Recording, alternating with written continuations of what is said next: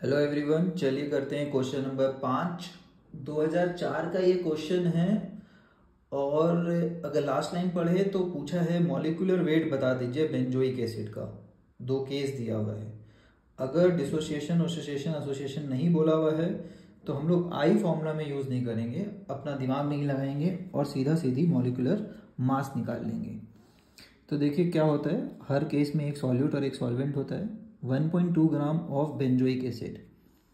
Solute कौन हो गया? बेंजोइक एसिड यहाँ पे, ठीक है। और बेंजोइक जो है उसी का मॉलिक्यूलर मास निकालना है। इसका गिवन मास पता है 1.22 ग्राम। सॉल्वेंट जो है वो एसीटोन है, तो बेंजोइक को एसीटोन में डुबाया गया है और एसीटोन का जो मास है वो 100 ग्राम है। केजी में बोलेंगे तो 100/1000 है ना, 1/10 kg। काम आता है सॉल्वेंट का केजी, क्योंकि मोलैलिटी से रिलेटेड है सारे क्वेश्चन, एलिवेशन वाले या डिप्रेशन वाले। And 100 gram of benzene separately. तो दो केस है। केस 1 सॉल्वेंट ये है, केस 2 सॉल्वेंट कौन है? अपना बेंजीन भाई साहब। वो कितने हैं? 100 ग्राम ही है, 100 ग्राम या 100/1000 kg विच इज़ 1/10 kg। इतना डेटा अपने को पता होता है, इनफैक्ट दिया हुआ है। अब बोला है boiling point of the solution in acetone is increased. मतलब किसका क्वेश्चन हो गया, किस टॉपिक का? Delta T B is equal to K B into M. Boiling point of acetone वाले केस में, केस 1 एसीटोन 0.17 है। के बी दिया हुआ है क्या? सॉल्वेंट कौन है? एसीटोन। एसीटोन का के बी दिया हुआ है। एसीटोन एंड बेंजीन इज इतना, K b of acetone and benzene is इतना एंड इतना। 1.7 अच्छा नंबर, देखते सर समझ में आ गया ये अच्छा नंबर है। 17 कट सकता है ना। Into M. मोलैलिटी क्या होता है? Moles of solute. सॉल्यूट का गिवन मास पता है, मोलर मास नहीं पता है। मोलर मास ही तो निकालना है। तो गिवन मास विच इज़ 1.22, इसको डायरेक्ट पुट करते हैं 1.22 by molar mass per KG of solvent. Moles of solute in per KG of solvent. KG of solvent कितना है? 1/10। 10 ऊपर चल जाएगा, ठीक है। ऐसा कुछ आ रहा है। 17 कट गया, 1 0 कट गया। मोलर मास को LHS में ले जाते हैं।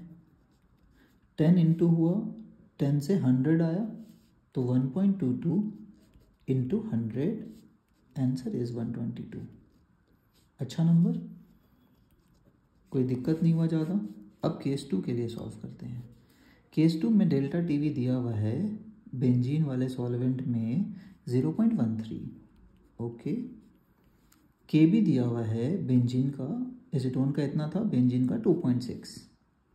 अच्छा लगा देख के, फिर से 13 का टेबल है, 13 का मल्टीपल है तो अच्छा ही लगेगा। 13 इंटू 2 इंटू एम। फिर से गिवन मास ऑफ सॉल्यूट तो दोनों केस में सेम था, है ना। तो मोल्स ऑफ सॉल्यूट ये हो गया, given mass by molar mass per KG of solvent. फिर से केजी ऑफ सॉल्वेंट भी उतना ही था दोनों का। केस 2 में भी यही था, 1/10 kg, ठीक है। इस बार बस 2 का फैक्टर लग रहा है, नया आया है। मोलर मास को LHS में ले जाएंगे। 10 इंटू 10, अच्छा ये 10 कट रहा है, एक्सट्रीमली सॉरी। यहाँ पे 2 0 आता, यहाँ पे 1 0, पिछले बार की तरह ये कैलकुलेशन। तो 10 इंटू 10 100, है ना।